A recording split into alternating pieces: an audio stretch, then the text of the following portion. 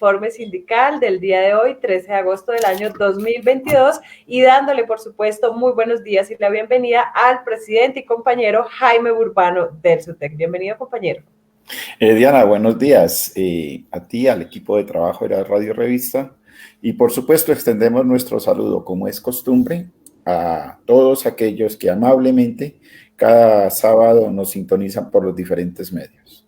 Compañero, pues la historia no se está contando, se está reescribiendo día a día con todo lo que sucede en Colombia, así que adentrémonos en el panorama nacional y hablemos acerca de esos anuncios del presidente y su nuevo gabinete.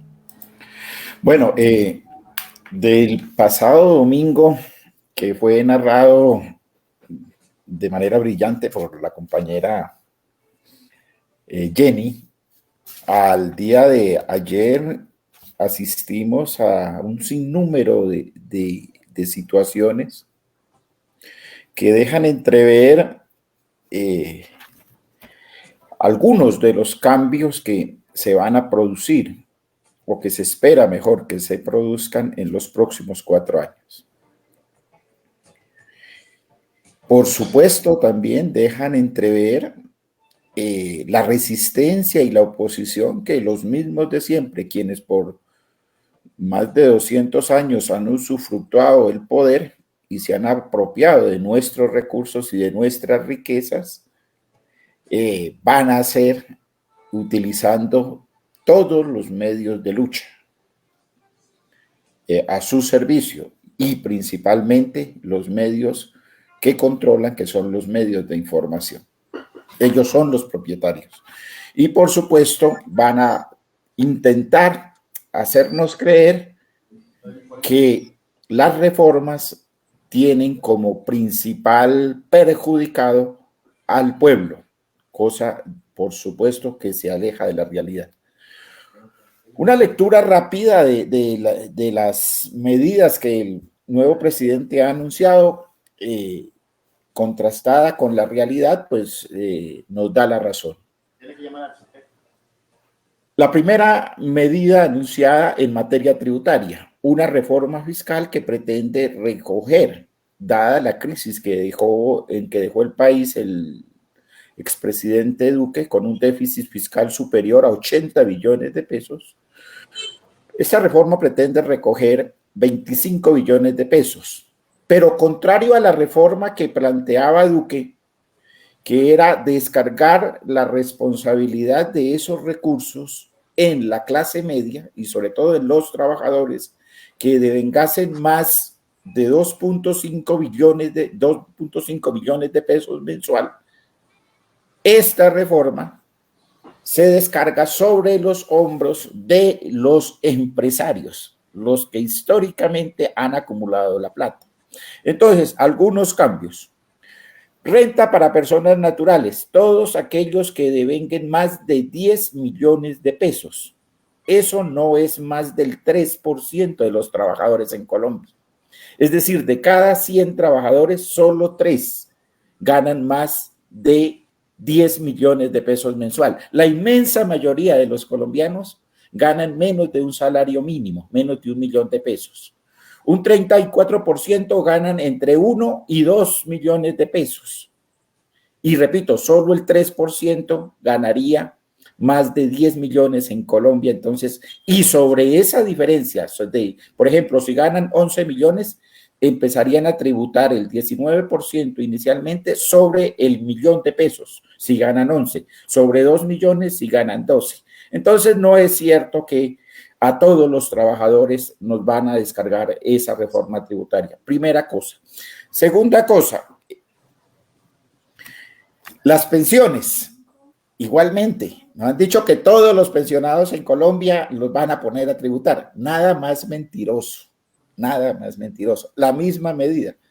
Pensiones en Colombia, la mayoría, la inmensa mayoría son de salario mínimo, y a esas pensiones de salario mínimo se les descuenta los recursos de salud, se les descuenta el 4 o el 8% dependiendo. Entonces ellos no van a pagar. Dividendos. ¿Qué son los dividendos? Son las ganancias que llegan a los bolsillos de las personas naturales, de los empresarios. La pregunta aquí del millón es: ¿Qué trabajador es empresario? ¿Qué trabajador es accionista de grandes compañías? ¿A qué trabajador le llega plata por concepto de dividendos? No. Aquí lo que quieren es los grandes ricos no pagar impuestos sobre los dividendos que le llegan anualmente a los bolsillos. Miren, este año, en el primer semestre, el Banco de Colombia se ganó 2.7 billones de pesos. Esos 2.7 billones se distribuyen entre los 4 o 5 ricos y sobre esos no pagan impuestos y no quieren pagar impuestos y nos quieren hacer creer que los dueños de Bancolombia, de Copetrol y de las grandes empresas privadas somos los colombianos. Nada más mentiroso que eso. Y el otro impuesto es el impuesto al patrimonio. ¿Qué trabajador, qué pobre en Colombia tiene patrimonio superior a 3.000 millones de pesos? Eso es el 1% de los colombianos. ¿Qué quiere decir eso? Que de cada 100 colombianos, solo uno o menos de uno tiene más de 3.000 millones de pesos en su patrimonio. La mayoría de los colombianos no tenemos más de 10, 15, 5 millones de patrimonio. Es más, a veces no tenemos ni siquiera en qué caer, como dicen la mayoría, en dónde caernos muertos, ni el pedazo de tierra pues para que nos entierren. Entonces, no es cierto que van a grabar a la clase media. Hay una discusión interesante y que ojalá se resuelva sobre los impuestos a la comida chatarra, entendiendo que aquí el tema es si los pobres en Colombia estamos condenados de por vida a comer comida chatarra, a sabiendas de que comiendo eso no nos alimentamos y estamos cavando nuestra propia tumba. ¿Y quiénes son los productores de esa comida chatarra? Entonces, ¿debemos seguir comprándole a esos ricos veneno para nosotros intoxicarnos y morirnos de cáncer?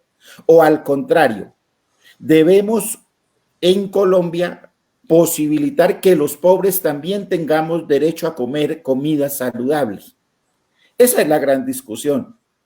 Entonces, se deben encarecer los productos esos que hacen daño a la salud y abaratar los productos para que los pobres podamos comer saludablemente y vivir sin riesgo a enfermarnos de cáncer o de otro tipo de enfermedades como diabetes, leucemia, etcétera.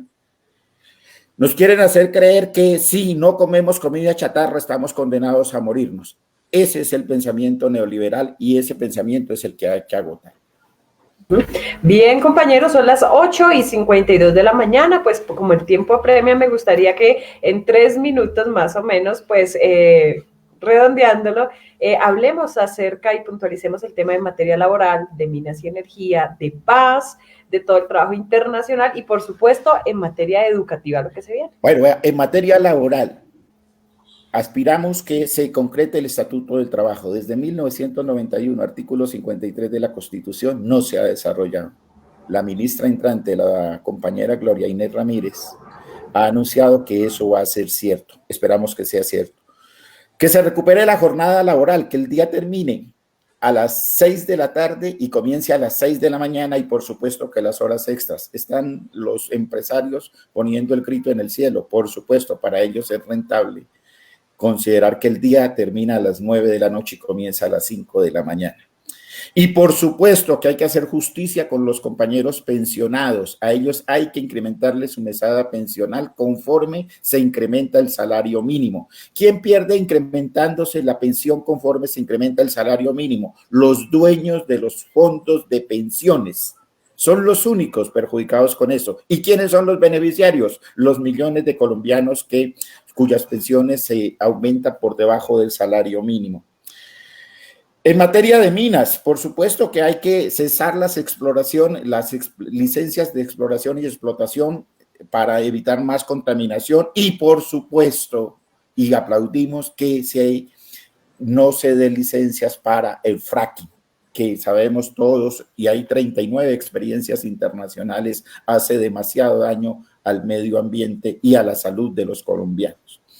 En materia internacional, la reapertura de los diálogos con el ELN y la reapertura de la frontera con el hermano pueblo de Venezuela por el servicio que le presta a la economía de esa frontera. Y por supuesto que eso significa rediseñar una política fronteriza seria y desideologizada, que es el gran problema que tuvo Duque. Y en materia educativa, por supuesto que hay que hacer una reforma a la Ley 30, que es la que rige el sistema de educación superior, y la reforma constitucional al sistema general de participaciones. Esto para dar más recursos tanto a la educación superior como a la educación de preescolar básica y media, que nos garantice mayor cobertura, mayor calidad y por supuesto que los hijos de los pobres algún día puedan entrar a la universidad pública. Muchísimas gracias, compañero. 8:55 de la mañana.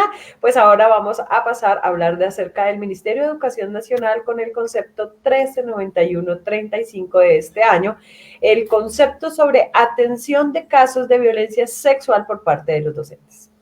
Bueno, el Ministerio de Educación Nacional definitivamente el saliente, debo precisar, porque este es un concepto de junio, de 23 de 2022.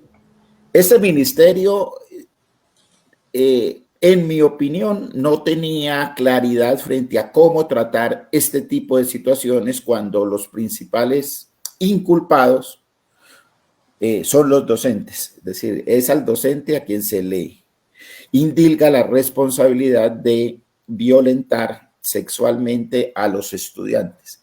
En esos casos, encuadrando eso en situaciones tipo 3, conforme a la norma de convivencia escolar, el ministerio da una serie de orientaciones, muchas de las cuales lo que hacen es lavarse las manos. A manera de ejemplo, dice que lo que hay que recurrir es a la autonomía de las instituciones para determinar los protocolos. ¿Qué hacer con un profesor? Dicen ellos que eso debe estar en el manual y debe estar en los protocolos. Pero igualmente descarga la responsabilidad en las entidades territoriales al posibilitarles a estas adoptar algunas medidas administrativas, entre ellas sacar al profesor de la institución educativa y asignarle funciones administrativas y reemplazarlo a través de horas extras o de vacancias temporales, primera cosa. En esa vía, lo único que se prohíbe es que el docente que está en una situación de esas, repito, compleja, porque pues deben primar los derechos de los niños, en eso estamos completamente de acuerdo, pero también debe garantizarse el debido proceso. Que a un docente le indilguen una conducta, un delito por tocamiento o actos de violencia sexual contra menores, no significa de manera alguna que ese docente sea culpable. Él será culpable siempre que se ha vencido en juicio, garantizándole el debido proceso. Entonces, así las cosas, lo único que se prohíbe es que a este docente se le traslade a otra institución. Es decir, se debe evitar al máximo por parte, obviamente, de las entidades territoriales el contacto de este tipo de educadores que están en este tipo de situación con niños y adolescentes. Esa es la orientación principal que da en este concepto del ministerio, repito, que es del ministerio anterior.